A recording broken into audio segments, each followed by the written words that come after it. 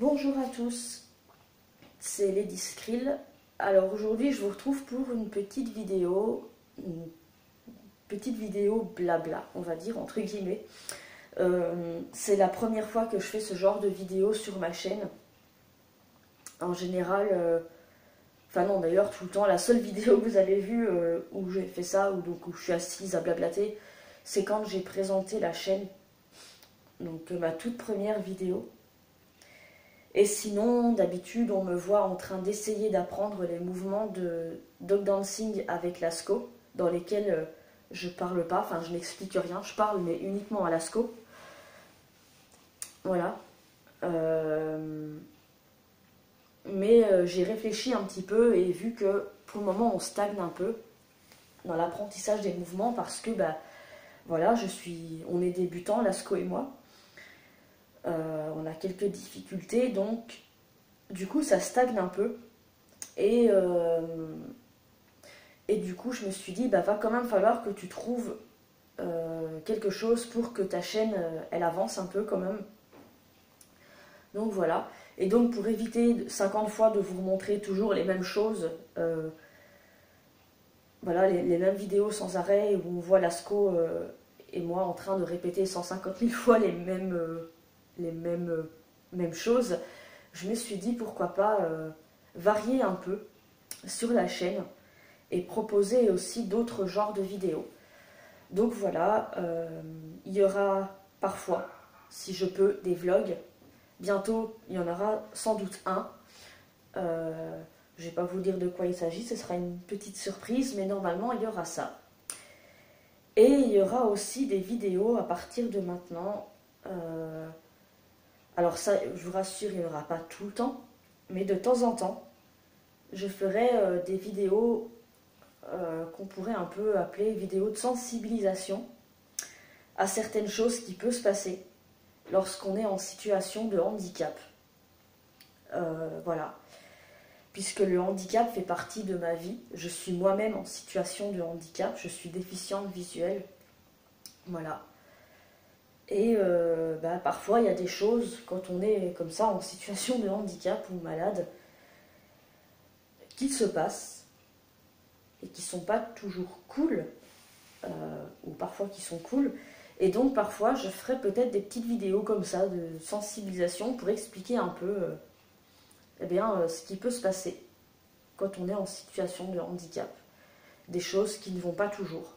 Parce que je crois qu'il faut en parler, il faut parfois dénoncer certaines choses qui ne sont pas toujours très normales. Mais je vous rassure, ce ne sera pas souvent. Puisque la priorité de la chaîne, ça reste Lasco et l'obé rythmé et ce qui tourne autour de Lasco. Donc voilà. Je pourrais aussi parfois vous montrer des petits trucs sur mes petits rats, puisque j'ai aussi des rats. Donc voilà. Que j'ai déjà montré une ou deux fois en vidéo. Il y a 2-3 vidéos sur eux, donc voilà.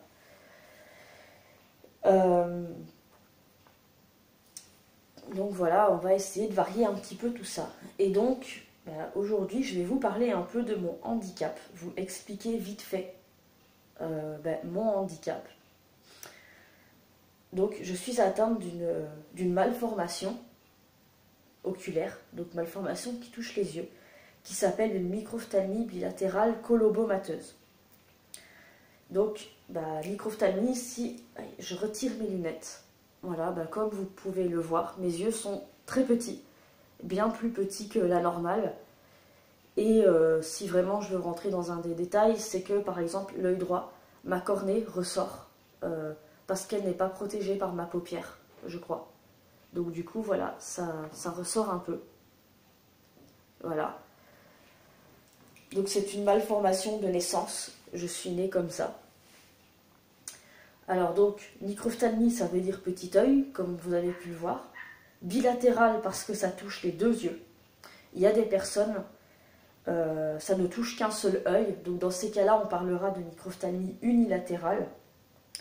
Et dans certains autres cas, comme moi, ça touche les deux yeux, donc on dira bilatéral. Voilà, donc qui touche les deux côtés. Et colobomateuse, alors, pas toutes les microphthalmies ont ça. Il y a des microphthalmies qui n'ont pas ce truc. Colobomateuse, donc on parle de colobome lorsqu'il y a des trous, des fissures dans les organes de l'œil. Alors je crois qu'il y en a, ils en ont au niveau de la paupière, enfin ça peut arriver partout au niveau des yeux en fait. Moi par exemple, je sais que j'ai des colobomes au niveau des pupilles. Je n'ai qu'un quart de mes pupilles, le reste c'est un trou. Voilà, ni plus ni moins, c'est un trou. Voilà, tout simplement. Donc voilà, par exemple, chez moi, c'est le colobome, il est là. Alors après, je ne sais pas si il y en a qui peuvent se développer ailleurs au fil du temps. Ça, je ne sais pas. Je ne sais pas si ça peut arriver. Donc voilà. Mais chez moi, ils sont là. Et chez d'autres personnes, ça va être ailleurs. Mais toutes les personnes atteintes de microphthalmie, n'ont pas ces fameux colobomes. Voilà. À ça, il faut ajouter chez moi une cataracte, notamment au niveau de l'œil droit, un glaucome aussi qui est là. Et depuis quelques mois, j'ai appris que j'avais aussi des œdèmes. Alors, je ne sais pas exactement. On m'a dit que j'avais des œdèmes sur ma cornée, à l'œil droit. Après, on m'a dit qu'il n'y en avait pas. Puis, quelques temps plus tard, on m'a dit qu'il y en avait que j'avais dans les yeux. J'avais des œdèmes dans les yeux. Mais voilà. Du coup, je ne sais pas où ils sont, mais apparemment, c'est sûr, il y en a. Donc voilà. Et oui, moi quand je prends, je ne fais pas les choses à moitié, je prends tout. Voilà. Edgar, on prend tout. Voilà, ben moi j'ai tout pris. J'ai fait comme Edgar, j'ai tout pris. Voilà. J'ai pris la microphthalmie, j'ai pris les colobomes, le glaucome, la cataracte, les œdèmes. Allez, voilà, je ne fais pas les choses à moitié. Voilà. Et donc, eh bien, c'est une malformation qui fait qu'on ne voit pas très bien. Voilà, moi, il ne me reste plus que 1/40 de vision à l'œil gauche. Voilà. Et l'œil droit, à part des lumières, des ombres, les couleurs, je ne vois quasi plus rien, puisqu'il y a la cataracte aussi qui est là, donc c'est tout flou en plus de ça. Et donc sur l'œil gauche, les derniers examens que j'ai faits, dans mon compte rendu, donc il y a écrit que j'ai une acuité visuelle inférieure à 1/40. Donc c'est pas grand chose. Avant c'était 1/20, voilà. Et malheureusement, je suis amenée peut-être à perdre la totalité de ma vue, donc à devenir complètement aveugle. Je le sais depuis que je suis toute petite. D'ailleurs, quand j'étais plus jeune, voilà, j'avais une acuité visuelle de 1/20. Et quand je suis arrivée à la vingtaine, ça a commencé à décliner, notamment au niveau de l'œil droit. Maintenant, j'ai 31 ans et voilà, j'en suis là. Donc 1/40 sur l'œil gauche et l'œil droit, voilà. Il n'y a même plus d'acuité, il n'y a même plus de chiffres. On parle de distinction d'ombre et de lumière, de couleur. Voilà, on ne parle plus que de ça. Donc voilà un peu où j'en suis. Alors dans la microphthalmie aussi, enfin chez moi, dans mon cas, encore une fois, je pense que tout le monde n'a pas ça, mais moi je parle de mon cas puisque c'est celui que je connais. Voilà. Il y a aussi des crises de photophobie et migraine ophtalmique. Voilà. Donc crise de photophobie, ça veut dire qu'il y a des moments où je ne supporte plus, quasiment plus la lumière. La lumière me fait mal, la lumière m'agresse tout simplement, et ça donne des migraines.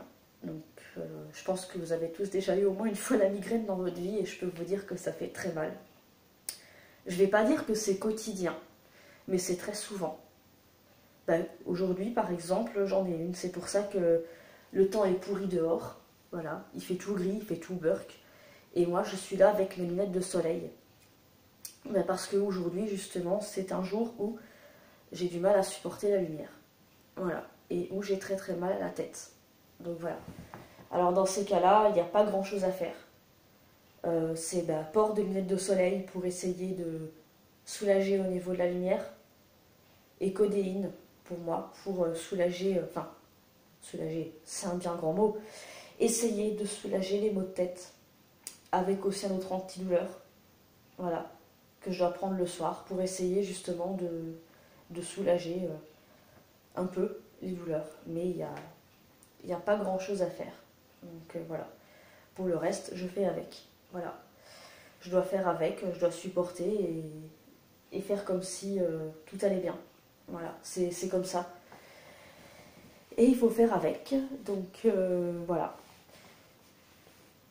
Alors, si je vous parle de ça, donc ce n'est pas pour me plaindre.